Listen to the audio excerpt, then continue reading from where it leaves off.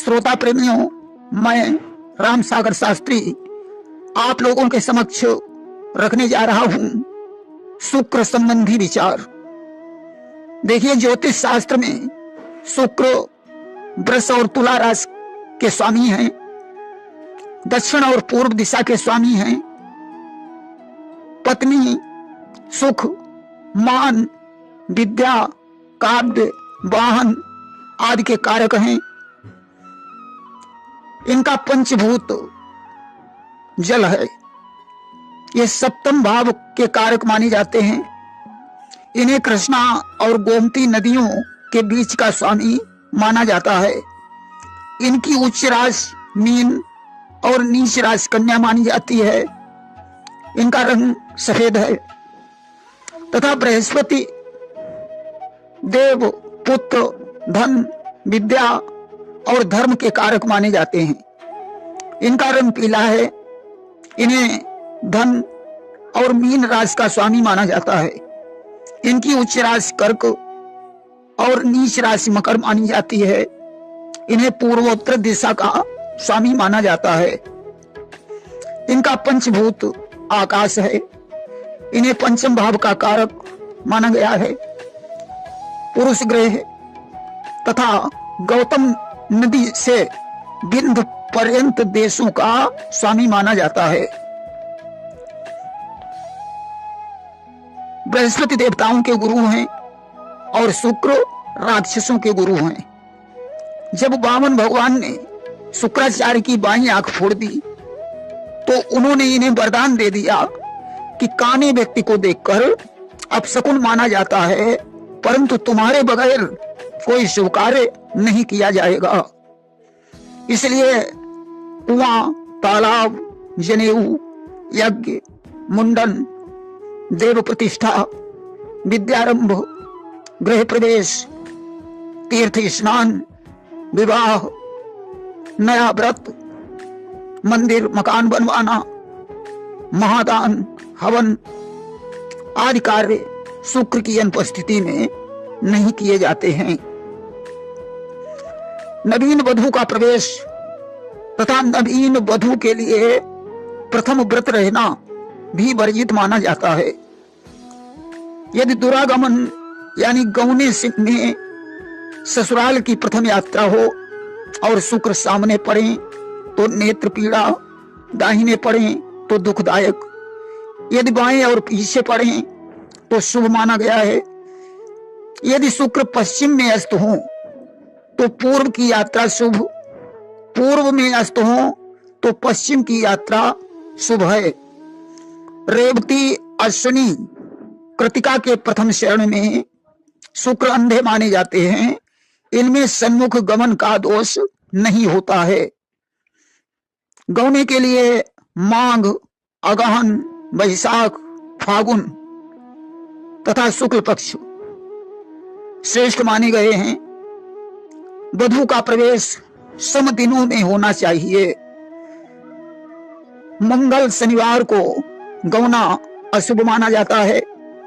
छठ, चौथ, चौदस, नवमी, द्वादशी, अमावस्या तिथियां भी वर्जित हैं। वहीं रजस्वला को सन्मुख शुक्र के जाने का दोष नहीं माना जाता है। भृगु, अंगिरा, वशिष्ठ, कश्यप, अत्रि, भरद्वाज गोत्री कन्या को शुक्र के सन्मुख जाने का दोष नहीं माना जाता है। दैनिक यात्रा, जीर्ण गृह निर्माण, नवीन वस्त्र धारण, प्रतिवार्षिक व्रतोत्सव, कुल देवी की पूजा, अन्नप्राशन में शुक्र का विचार नहीं माना गया है। देखिए, शुक्र को सास का कारक भी माना जाता है। शुक्र का बल न मिलने पर सास का सुख नहीं मिलता है।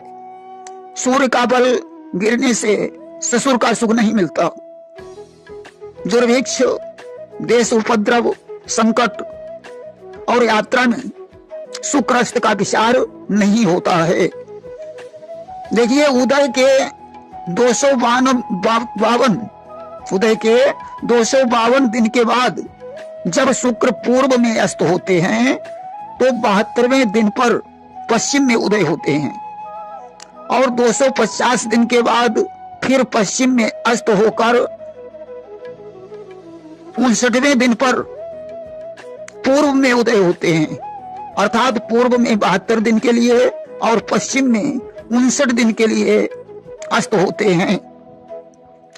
जब शुक्र का उदय पूर्व में हो तो 3 दिन का बालत्व काल और अस्त हो तो 15 दिन का वृद्धत्व काल वर्जित माना जाता है। यदि पश्चिम में उदय हो तो 10 या 5 दिन का बालत्व काल और 15 या 10 दिन का वृद्धत्व काल माना जाता है।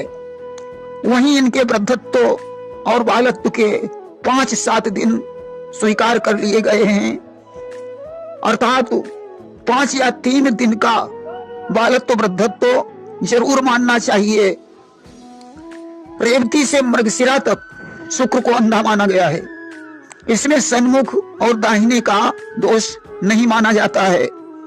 विवाह में गुरु शुद्धि का विचार और गौने में शुक्र शुद्धि का विचार, रौने में राहु शुद्धि का विचार एवं चतुर्गमन में चंद्र शुद्धि का विचार अवश्य करना चाहिए। गृह प्रवेश में मंगलवार को अश्विनी नक्षत्र, यात्रा में शनिवार को रोहिणी नक्षत्र तथा विवाह में गुरुवार को पुष्य नक्षत्र मान्य है, ऐसा मुहूर्त चिंतामणि में कहा गया है। इसी प्रकार विवाह में मलमास को भी निषेध माना गया है। विवाह आदि कार्य शुक्र अस्त में नहीं किए जा सकते हैं। यदि कोई विशेष समस्या हो तो शुक्र का आवाहन करके विवाह आदि के अतिरिक्त कुछ काम किए जा सकते हैं। यहां तक कि शुक्र के अस्त होने पर शुक्र की मणि धारण करना, भंडार भरना, हल जोतना, संगीत का कार्य करना, इत्र का काम करना, मित्रता करना आदि को विशेष शुभ नहीं माना जाता है। अगर बृहस्पति अस्त है तो गृह शांति, नवीन पद ग्रहण करना, बृहस्पति का रत्न धारण करना, नवीन वाहन का संचालन करना, शपथ लेना, शिक्षा शुरू करना आदि कार्य भी विशेष शुभ नहीं माने जाते हैं। प्रेम से बोलिए वृंदावन बिहारी लाल की जय।